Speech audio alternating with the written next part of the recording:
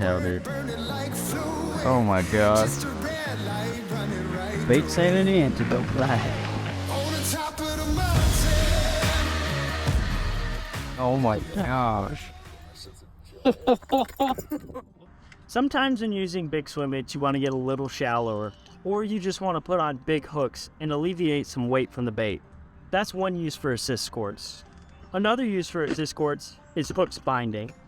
Hooks binding is what happens when a hook is on a split ring and it can only twist so far, leveraging out your bait when fighting a fish.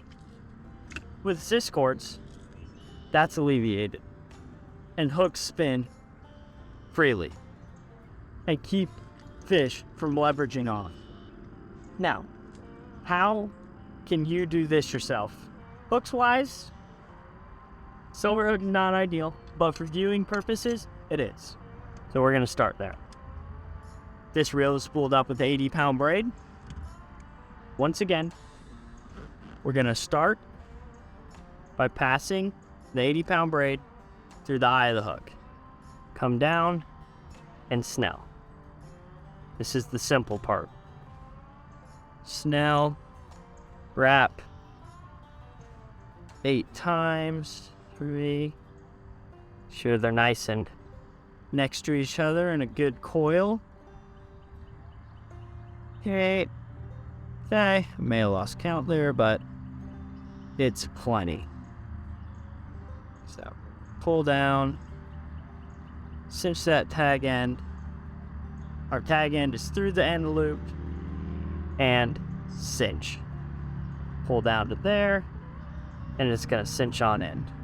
With a little too much tag end, so we're gonna trim that up. Should we make sure it's not gonna... And I still leave a little on there, because it's gonna get covered up by the second snout anyways. Cut that off, and cinch. You're gonna take the section of line and cut that off, and then take our bait.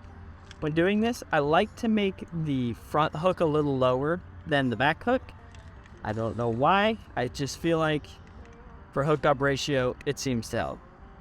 So, the nice thing with this hook is the ring is perfectly parallel with the third hook. So what we're gonna do is we're gonna find where that lays flat and then pass it opposite to our other hook. Pass that through and then back through in the opposite direction of the previous hook.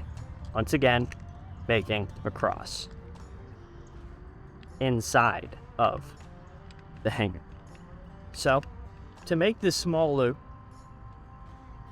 merely take your finger or your thumb and pinch and press up against the shaft of the hook and take your bait and take your line back parallel and then perpendicular and do your wraps. I find it easier with a longer piece of line. You may be cutting off and wasting more line, but it makes this process a lot easier. So now you have a very small loop, which is absolutely mandatory.